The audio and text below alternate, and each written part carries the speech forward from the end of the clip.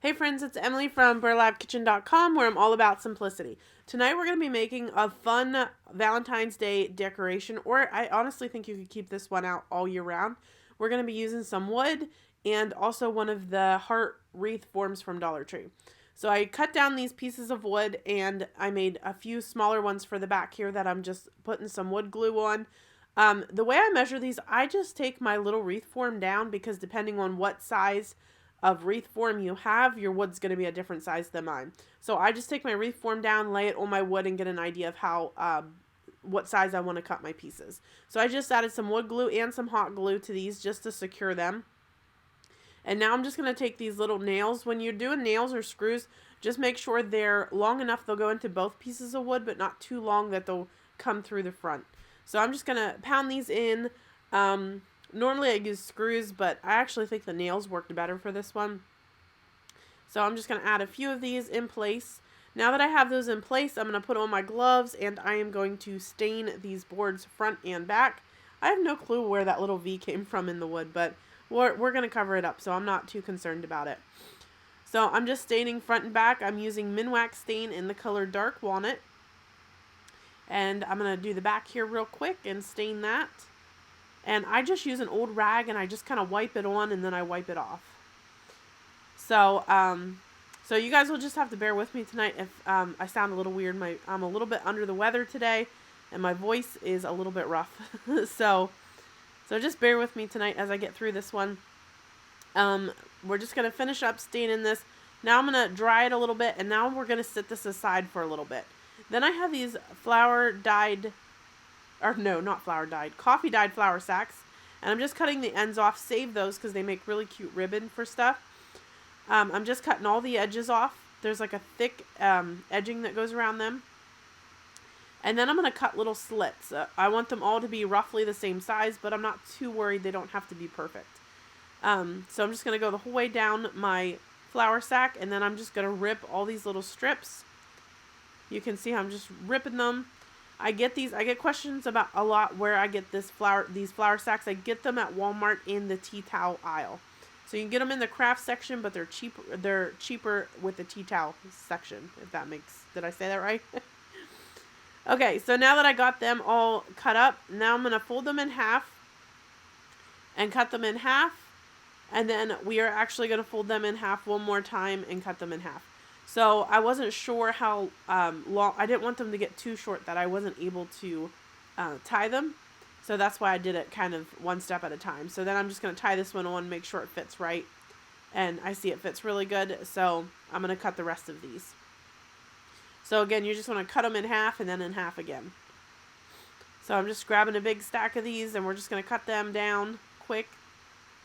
And I'm not showing you all of them. There was I think for this project, I want to say I used the 3 flour sacks for this project. So then I kind of slowed this down. I just fold them in half, tuck them under, and then make a little loop and pull them through. So that's how you tie them on. Again, fold it in half, tuck it under, make a little loop, and then pull it through. Just like that. So then I did speed this up, and then I actually turned the camera off for a good part of this because I'm literally just doing this. Now, I didn't bother with the ones going on the side. I just did the long heart ones. You see those little, I should have pointed them out to you guys, but the little ones going across the heart, I didn't bother anything with them. So I'm just adding them to each ring here. And I just worked a little section at a time. This was very time consuming, but I love how it turned out. It was definitely worth it. You could definitely probably use like a coat hanger and shape in a heart if you want to do something like that. So then I'm going to take these and kind of fluff them out. I couldn't decide if I wanted them fluffed out or I kind of like the way that it kind of outlines the heart there, those knots. So you guys tell me in the comments what you like, if I should have fluffed them out or if you like it how I did it. So I'm going to trim it down just a little bit. And then I'm going to take some red Waverly chalk paint and I'm just going to paint my board over the stain. I always get questions about why do you paint your board or why do you stain your board if you're just going to paint it? The reason I do that is because I love when you go to sand and you see the dark edges. It just gives it more of a rustic feel to it, in my opinion. So I'm just going to paint this and I'm going to give it a quick dry. And make sure you get the edges anywhere that's going to be visible of your project. and give it a quick dry, and then I'm going to give it another coat of paint. Okay, we're just going to finish this one up. I'm using a foam brush. I should have used a regular brush, but that's all I had. I didn't get a chance to clean my other brushes, so I made do with it. Again, I apologize for my voice. So I'm losing my voice while I'm doing this. So I'm going to give it a quick dry. And then I'm going to take my sanding block over it. And just to kind of rough it up. Just like that. And then I'm going to put this heart form right on here. I'm going to trim it up just a little bit. I see a couple pieces that need trimmed. And then I'm going to take a nail and I'm going to put the nail in. And then when it gets almost completely in to where it catches one of those wire rings from the heart wreath form, I'm going to bend it over. When I was doing that, I accidentally hit the inside of my heart frame there with the hammer. And I actually loved how it looked. So I decided I was going to hit it all over with the hammer and make it look even more rustic. So I thought this looked really cool. Just be careful. Up here I kind of did a little too much and a little piece come off. I just used my hot glue gun and just glued it right back on and it was fine. That looks pretty good to me. I took my hot glue gun and I did just kind of add some hot glue around just to kind of secure it a little bit more. I was thinking you could probably put a screw through there and catch it on the wires.